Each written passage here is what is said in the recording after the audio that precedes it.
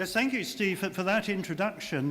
Sitting here today and sort of listening to the sessions, which I really enjoyed, is as if I'm reliving my life. Because if I go back 20 years, I produced the Transforming the Company book, which actually had sections on process improvement and process re-engineering. I was about to become the world's first professor of corporate transformation. I was actually leading a project for the European Union to produce a European approach to transformation. And I've been sitting here and I've been thinking that what if we didn't have to transform organizations? What if we had a way of ensuring that all our key people were always vital, up to date, able to cope with whatever they were hit with, that at every moment in time, our people are doing it as the most effective people would do it. And is there a cheap, easy way of doing that? And that really is my theme for my talk this afternoon. Is there an affordable, less disruptive route to becoming a high-performance organization and staying a high-performance organization? Can we get rid of all this restructuring, all these journeys to some destination in a world in which, who knows what we may be doing? Who knows what sort of organization, if any organization, we may need in 3 or 4, 5 years' time? What business will we be in? What new technologies will there be? What new competitors will we face? So coping with that uncertainty is very much what I want to talk about.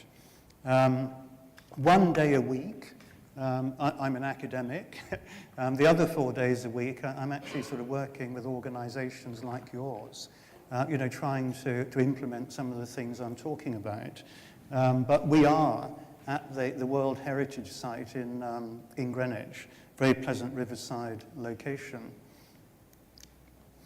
In terms of what I'm going to talk about, just to give you an overview, I'm going to, and this is evidence-based, I'm going to stress the importance of focus, and particularly focus upon certain critical jobs within key processes.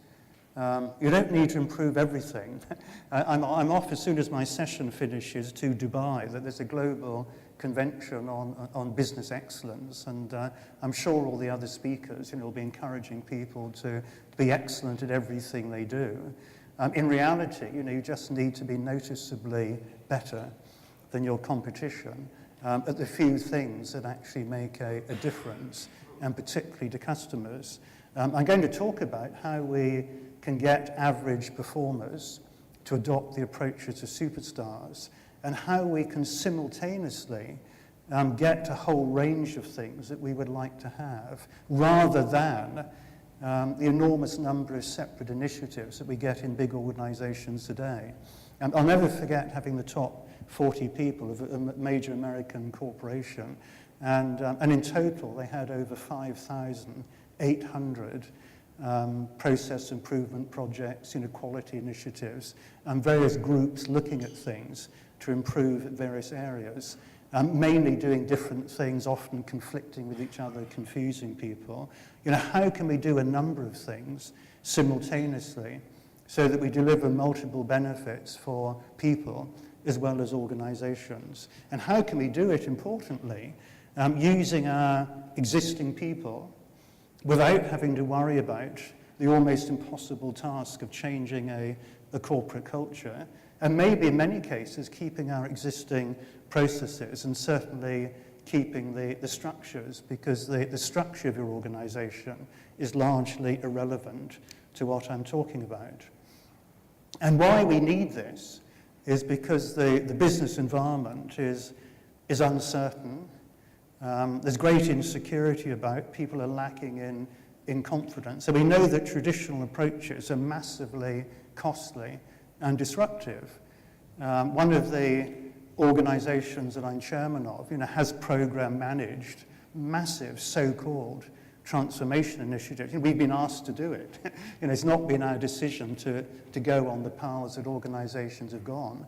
But you go into something, and there's 260 people working on this, and it costs several tens of millions of ECU. And at the end of it, someone has some standard SAP processes. They've got what every other person in their sector has. There's nothing there that differentiates, and people have been massively disrupted during this project. And while it's going on, the law has changed, competitors have come in.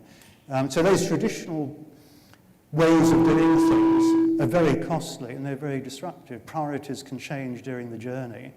And in many cases, people are trying to improve organizations that are really getting in the way. Do we actually need them? Could you do something? You could get customers to help themselves. And at the end of the day, in today's world, we need affordability, flexibility, and sustainable solutions. And to me, the key to it is very much helping people in the front line in demanding jobs to cope. And also, some of the things I'm talking about, you find you can actually give them to customers. And it actually raises the question that if customers can do it themselves, do you actually need large bits of your organization? Okay, I often used to say to people in my re-engineering days, what would you ask Father Christmas for? And people come up with a list of things and then say, okay, let's get a flip chart out and some post-it notes and see if we can get that. On most people's transformation wish list would be things like boosting performance, speeding up responses, cutting costs, increasing understanding, and so on and so forth, down through the list. They're not all for the organization. Things like reducing stress, making it easy for people to do difficult jobs. Some of these things benefit people as well.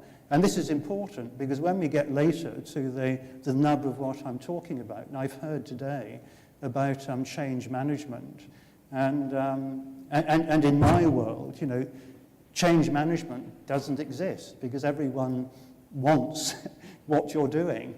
And, to me, if you need a massive change management program, ask yourself, what are you doing?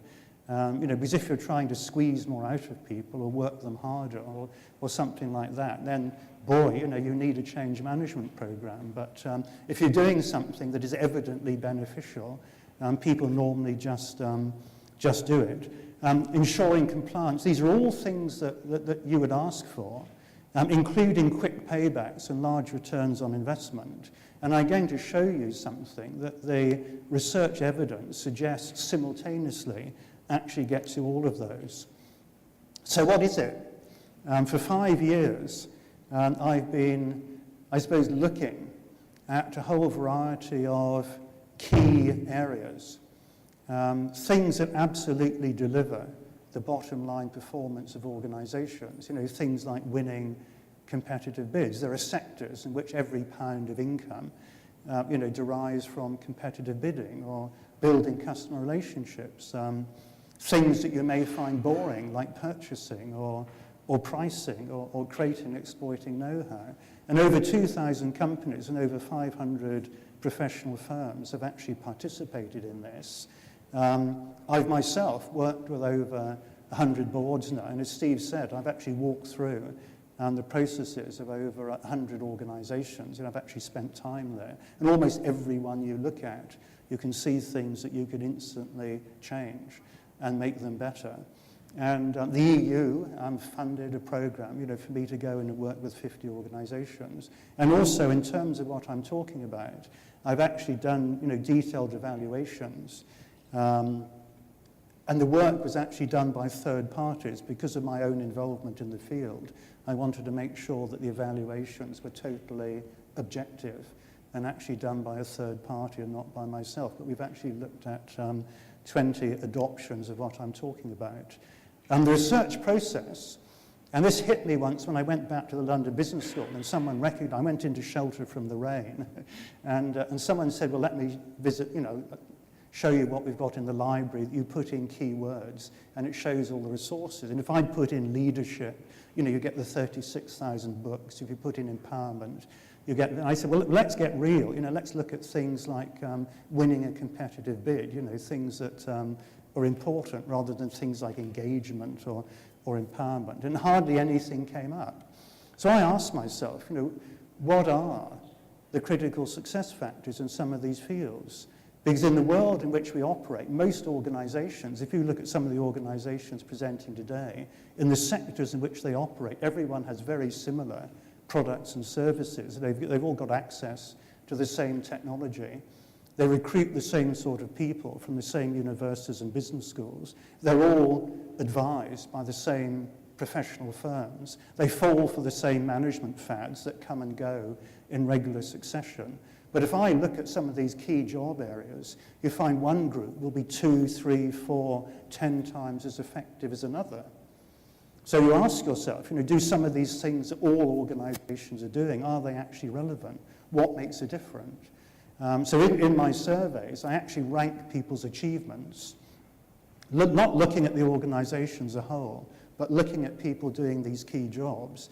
And I then compare the top quartile and the bottom quartile and say what actually makes the difference here.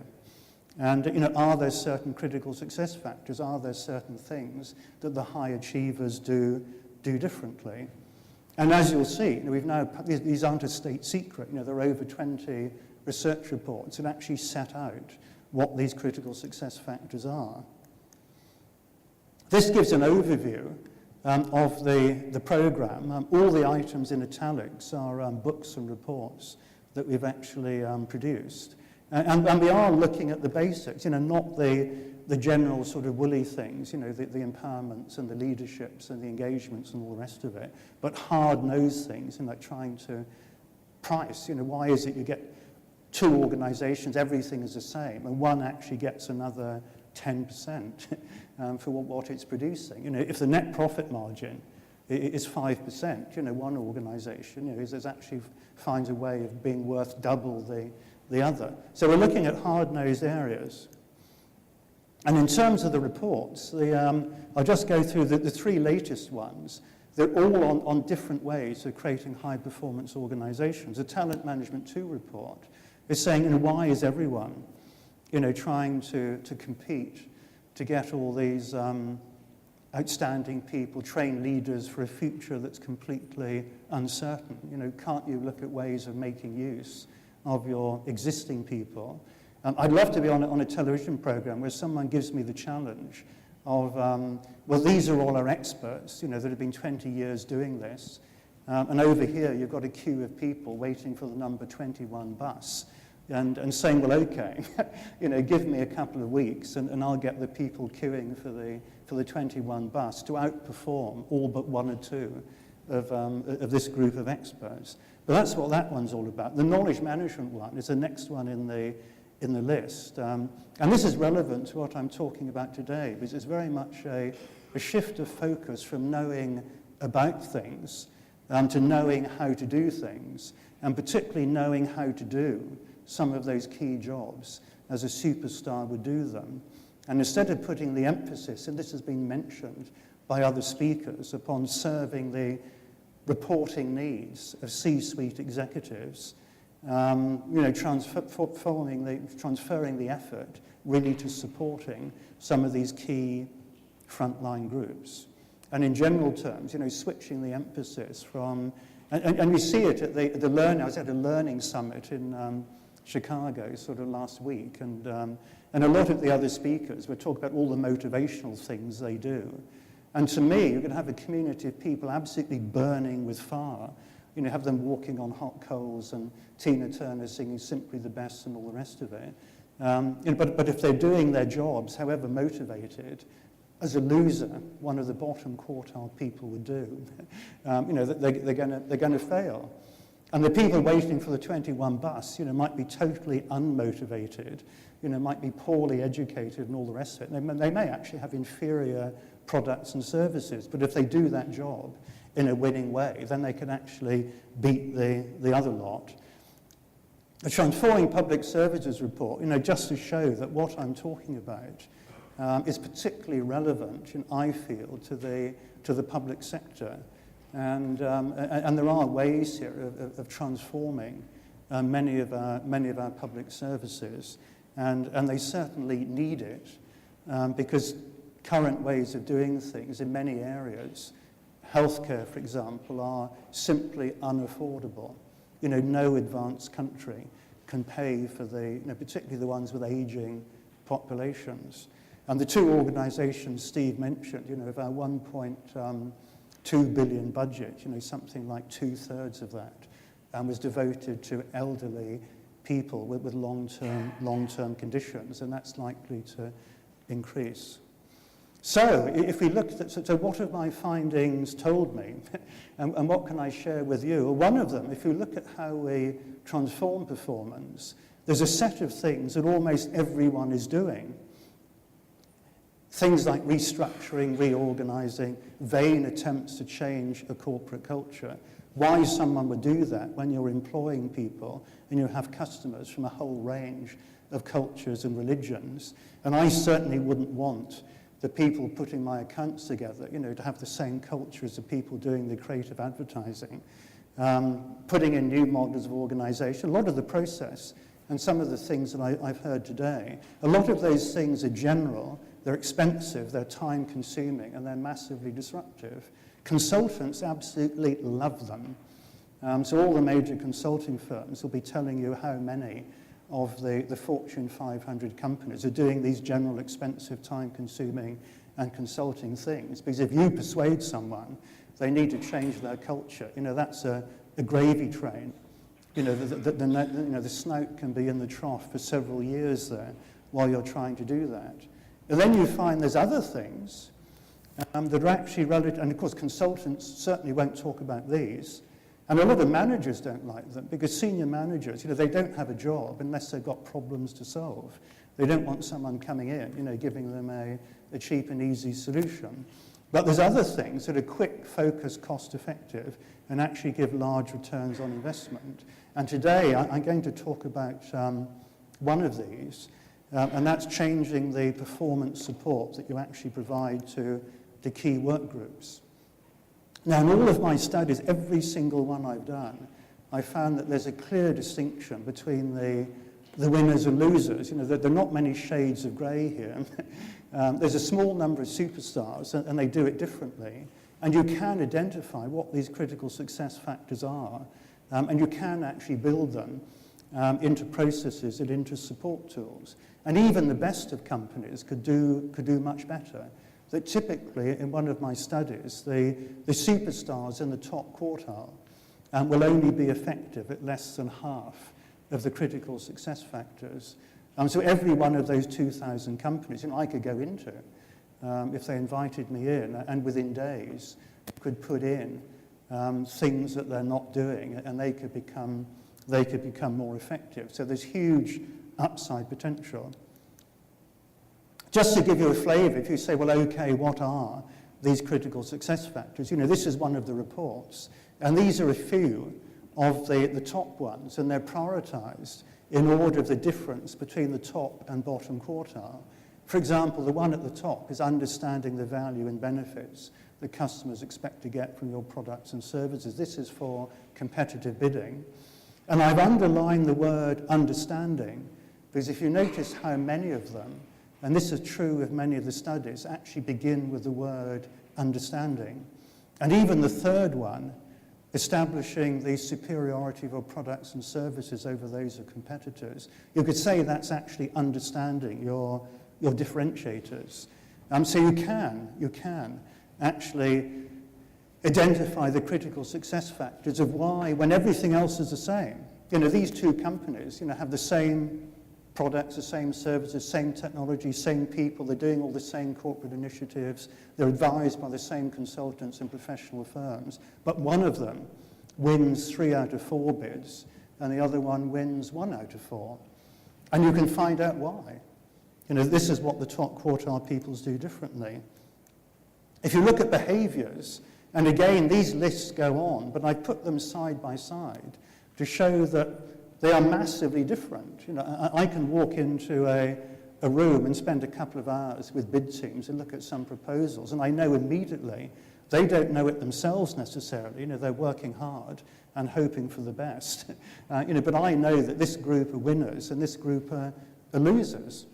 And And they're very different. The losers will typically respond to anything that comes through the door. The winners ruthlessly prioritize, and they don't wait to be approached. And they say, well, who out there in the world do I need to do business with? If you look at their focus, the losers will be focused on getting the CVs in, and getting the proposal out the door, and saying how fantastic they are in the proposal. The winners will be focused on the buying decision, who's involved, what are they looking for, making sure that the proposal is actually structured around the criteria for buying.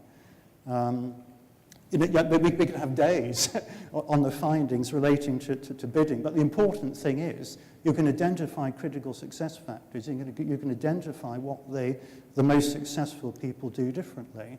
And in every survey I've done, you find this similar pattern. There's a small number of top performers. In bidding, there are 4%. Only 4% actually win more than 3 out of 4.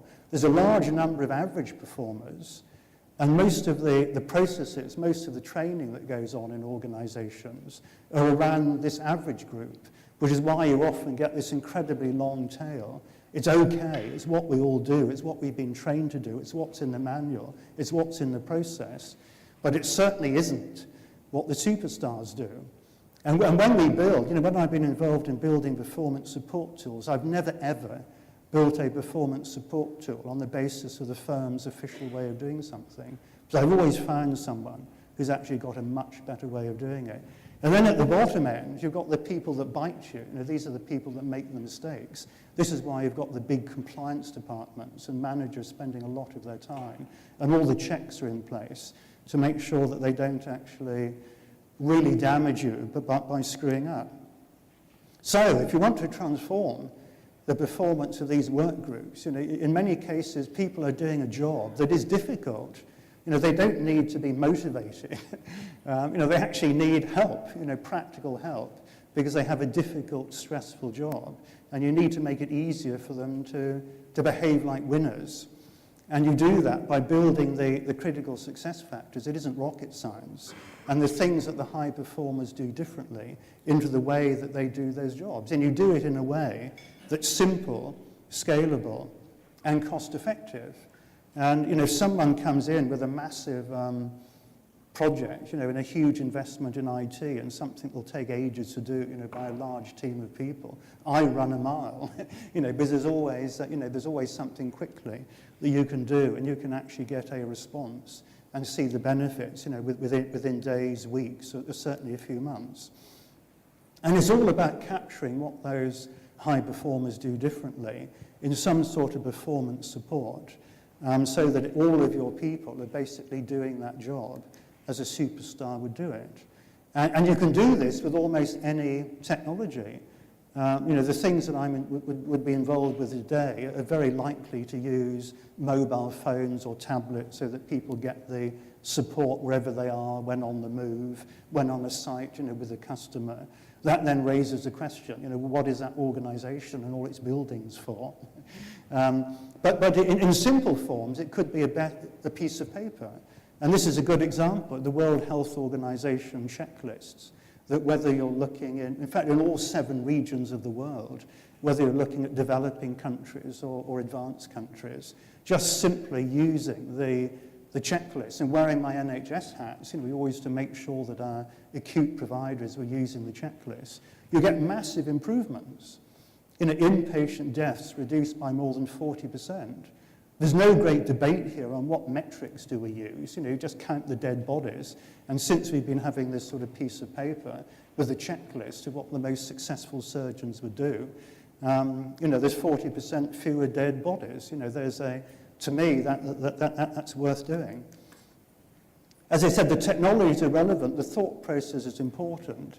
This is one of the earliest ones that we're involved with. It actually got an innovation award, and I won't go through the whole thing, but they're very recognizable to anyone that has any sort of computer. You'd actually recognize this. And I just put this up to make the point that you need to make the effort to get people to understand things. And I found that even complex engineering and scientific principles, if you invest in the animation or the graphic, then all your people could understand. I remember in my Xerox days, spending 2.5 million out of my budget at an event in Docklands, to try and get people to understand some new products. So I might as well have put it all in sort of low denomination notes in a skip in the car park and set fire to it, because within a few days, like, no one understood. And I think about 6 months later, we get 1.5 people in the company understanding it. If you came to me today, I'd say forget the 2.5 million, just give me 50,000. And by the end of next week, I could have everyone in this company understanding what this new technology is, what it does, why people should go for it, why it's different. This particular tool actually puts together, this organization, people used to spend 5 weeks putting together a proposal. With this, they could actually do it in about 40 minutes. And it made sure that all the clauses were in there that by law you had to put in. We put in little blockers and traffic lights, to make sure that people couldn't sell 2 bits of technology that don't work together or breach a regulatory requirement. So basically, those people at the tail end, couldn't actually bite you because you actually simply prevent them doing something that breaches a regulation.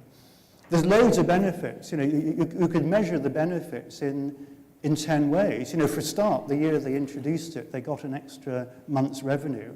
But if you just look simply at the new orders they got directly as a result of this, and the fact that previously, because nobody understood, the average salesperson needed an engineer to go with them, 2/3 of those engineers were no longer required.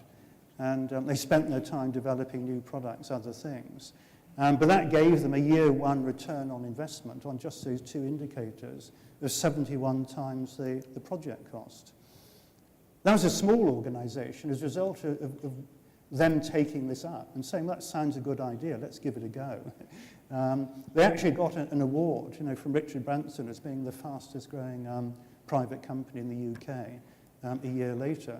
At the other end of the scale, the biggest user of support tools, based directly upon my work, is Cisco Systems. They actually use them in over 100 countries. And if you look at this one, you see you're basically taking people through a process, and you're taking people through a winning business process that one of those superstars would actually go through. And you make sure that each stage, you're asking the questions that one of the superstars would ask. And I picked at this particular slide to make the point that as you go through, little windows open up so that you learn more. You actually increase your understanding. You increase your confidence each time you use it. Because certainly my experience, having spent time at Xerox PARC and seeing all this technology that would absolutely change, how I work and would communicate. Most of it still hasn't been put into the public domain, 20, 25 years later. But so many people adopt technologies that just de-skill people. You press a button and get an answer, but you've no idea what's going on. So I'm passionate that the performance support that you put in should actually build your people. This particular one, typical, but prior to us doing this, they had a new technology, storage networking. And if you look at Europe, the Middle East, and Africa, they hadn't sold a single one because they had all these clever people, with their degrees and their MBAs and their masters in IT and 10 years experience at doing it, but they hadn't sold a single one. We had a PhD statistician doing the evaluation. Unfortunately, he stopped after literally interviewing fewer people that are on 2 hands, but already that gave them a 6-month return of 38 times the project cost. If they were representative of the first batch of users, that would give a return on investment of 1,000 times. If they were representative of the global population of users, then that would be a return on investment of 10,000 times. And to me, that is, why do something if you're not going to get a reasonable return for doing it? because, I could be out on my boat or sort of walking in the woods or something. So you do get these high returns on investment because basically, everyone is improving their game. And you also cut out a lot of that unacceptable performance. And that's important because traditionally, you have all these, you build all these sort of risk checks into organizations, prevent people doing the wrong things. And, people have to review this and review that, and you have compliance departments. To me, I say, well, why don't we have all that in the performance support tool? So people simply cannot produce a proposal that doesn't have the clauses in there. And this is just one example of a project that was done for Friends Provident for their 1,200 IFAs. And it made it very easy. As I said, no change management here. People thought, wow, this is something that I take ages doing and I find difficult. And it just literally, I can do it in 5 or 10 minutes. But you couldn't actually produce an output unless it has, but by law, all the clauses that the law requires you to put in. And they had a massive compliance department, and something like 80% of them were no longer required after this. This is just another one, which is actually done by a consortium of professional firms, looking at a whole financial risks, reputational risks, legal risks, physical risks. And the fact that this enabled people to understand the risks, structure, provided the compliance evidence. So when people wanted help, they press a button, it goes to the appropriate person. I could have spent all today going through examples, public sector, private sector, big companies, small, sector A, sector B. And in all these cases, you find the key lessons that basically you've got to make it very easy for people to do a difficult job. You need the images and the animations and the graphics to help people to, don't have an organization that if someone asks a supplementary question, you've got to refer someone to the research and development department. Everyone should understand that. Each time they use it, they should become more confident. Build in those critical success factors, build in what those top quartile people do differently. And they're incredibly cost effective. I could show you a healthcare example, where the cost of providing it is less than giving each nurse in the UK a cup of tea. And if you stop one person from having a stroke, then you would pay for 2 of them. As I said, public services, can be transformed. And you can work, as I said, culture is irrelevant. I have no interest what the corporate structure is. I have no interest what the culture of these people, what cultures they are or what they come from. Forget all that. And if people want to spend their vast amounts of money doing all those things, carry on doing it. But in the meantime, while you're waiting for some of that to deliver, why not have all your people doing these key jobs as a high performer would? To begin with, focus on where you get the biggest impacts and keep them up to date. These are designed now so that they're automatically updated. In my Xerox days, you no longer need to spend 1.5 years rolling out something internationally, because if a new technology comes along, next week, everyone, including all your customers, can be equipped to do it. And as you make it easier for people to do things, and as the top quartile people are only very effective at less than half of the critical success factors, they also benefit. They absolutely love it. There's none of this sort of knowledge management stuff where people say, well, I don't want anyone finding out my smart way of doing it, because that they also benefit. So in summary, you can actually, and the research reports are there and list them all as evidence, you can identify these critical success factors in winning ways. You can build them into process, or more important than the process is the key job within a process. If you gave me a sort of horrible, convoluted, hopeless process, and we got to the bit where you're putting the bid together, and they did it as winners, and you have an absolutely superb automated process, but in the key jobs they're doing it as losers, I know which one I would go for. With the same or similar processes, the winners do it differently. You can identify, we've built our databases so that people, if they want to, not many people have, some or 2 people phone me up, and you can actually capture their data and show where they are and the areas that they need to focus upon. And ordinary, bog standard, ordinary, average people can be helped to adopt the approaches of high performers. And you do get these huge returns on investment. So in terms of what this means for corporate leaders, the focus to me needs, forget about structures and organizations. And if you give these to customers, I could spend my session giving you examples of where you give it to the customer and take the organization out of it. Whole areas of the organization you don't actually need. You should be focusing on these winning behaviors rather than changing structures. Go for these things, and I've given you one example this afternoon, that are very affordable and flexible.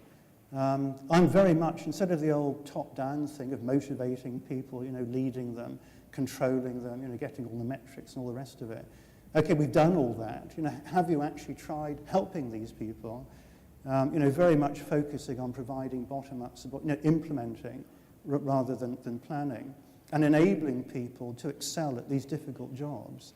And you can simultaneously achieve these multiple objectives, and you can do it working with your existing people, your existing cultures, and your existing structures. And you can get affordable and sustainable growth. And finally, as I said, this isn't none of this are state secrets, because the critical success factors of what the high performers do differently are in various books and reports. And at the end of this, I have to apologize because I've got to make a dash for the airport to be in Dubai tomorrow morning. I'll try, if you've got time, to answer some questions. But if not, then if there's anything that's not clear, then please get hold of me, because I'm not saying this because I think it sounds nice. I'm actually saying it because it's supported by the evidence, and what I'm talking about emerges as the most cost-effective way of doing it.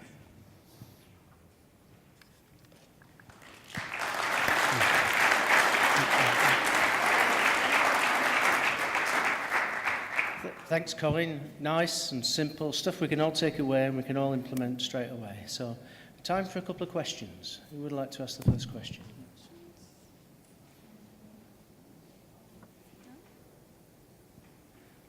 They've heeded your warning, saying you have to dash off. I know. It's a bit like saying I'm bursting to go to the loo. No one's going to ask a question. They just say we've got to rush to an airport. It's the same, isn't it? Okay. Let's.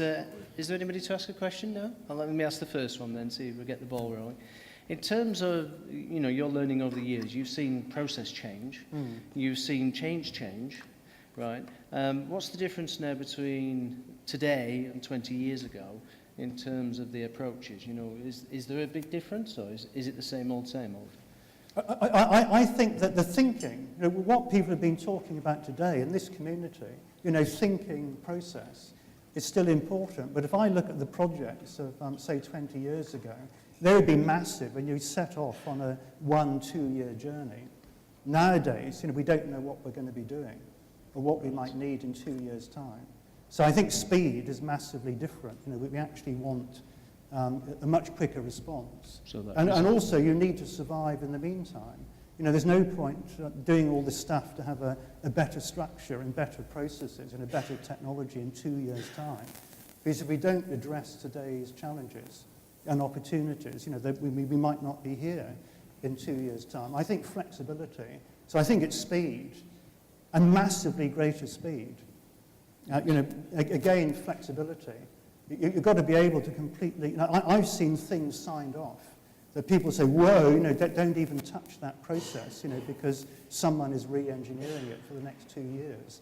Now we might want to go in there and say, there's a new competitor, the technology has changed, and we've got to go completely in a new direction. And as I said, why I love what I'm talking about is once you've got it in there, you've got a mechanism that overnight, globally, yes, you can actually get everyone moving in a different direction. No, it's simple, isn't it? One of the things I'll just share with Colin is one of my colleagues who actually lives in Chicago, and he works in something called neuro-linguistic programming, so any NLPers in the room. And he read one of Colin's books a few years ago, and he said, well, I'm going to go and try this. And he went into an investment bank and he said to the CEO, look, I can outperform your best investment banker if you just give me a month with your best investment banker, right? And he did, he gave him a month, and he said, look, the only return I want from this is the profits over and above that I make over what your best investment banker could perform. And he studied the work and the best practice, and he looked at the process, and a month later, sure enough, he went in and he replicated it. And that was based on, Colin's idea. It doesn't have to be massive and complex and sophisticated. It could be simply finding out what are the best behaviours and then replicating them. And when I say best behaviours, I don't necessarily mean best practice. I mean next practice. How would you improve those behaviours and make them even better? So, any chance for a question? Okay, there's just one here, please. I'm just wondering, do you get any pushback from knowledge workers that you're stripping them of their asset, which is their expertise, and effectively making it common? In other words, taking something that somebody feels is I'm excellent at, and now I'm going to give that away to 200 people. So, a question about the asset base of the company, is that? No, sorry, just what you're basically saying is that there's, let's say, the investment banker, there's one person or a small group of people who are excellent. Yes. And what you're basically asking those people to do is to give you that knowledge, which you're now going to standardize effectively and give to 200 average performers. Do you get any resistance from the knowledge workers that you're denuding them of their strength and their capability? Okay. So I didn't catch that. So I think it was a question reflecting on what I was saying in terms of your inspiration around people looking at best practice behaviour and taking it a stage or two further in next practice. And do you meet lots of resistance when you're trying to spread that sort of knowledge out into an organisation? Is that correct? I find in terms of where the resistance comes from, is quite fascinating, because if the resistance comes from anywhere, it comes from vested interests within organisation. That, in other words, the people themselves, doing the frontline jobs would absolutely love it. They've absolutely no objection to someone who comes along and tells them a better way of doing something they find difficult. And they absolutely love it. And the people that object will be people in head office functions who say, well, hang on, you're on a territory. What's all this going on? What's all that on the screen? We're actually the company's e-learning department. And they'll look at that and say, well, isn't that e-learning? Shouldn't you be coming to us? Or the IT department will be saying, well, and this is complete, their existing IT is completely irrelevant to this, because if you can get a global impact, for 50K or something, a lot of people can do it on their, personal expense budget. And yet they will come and say, well, is this a security risk, people going to hack in? Because they're very worried that they can't sort of control this. People might actually want it and use it independently of them. They've got their empires to keep. So if there are people against this, it'll be, because human beings are very self-motivated, aren't they? And you deal with boards, you go around the room and, trying to find out about the people you've got the next day with. And you think, well, actually, is there anyone in this room, interested in what happens to this company in 5 years' time? Because they're very self-motivated by their own personal interests. And I think that probably goes back to that, we had the principle earlier on this afternoon, didn't we, of Machiavelli, and the vested interest there. The vested interest is an absolute killer in today's world. Which to me, I think that, I've got everything that I need, and if I'm alive, and alive today, and can go for a walk in the woods or something, I'm over the moon. Every morning I wake up, I think this is bloody fantastic, to be alive and to be healthy. In today's world, absolutely fantastic. Why should I need to be an office politician or take unfair advantage or fight to, who am I? And I don't want to spend the whole of my time on this earth worrying about me, my status and my future and my department. But the rest of the world, you find that you may have a great idea, but a lot of people do have vested interests. They think not how this will benefit the company. They think, how will this affect me and my role in the organisation? Okay, Colin, thank you very much. Great food for thought to end of the day. Thank you.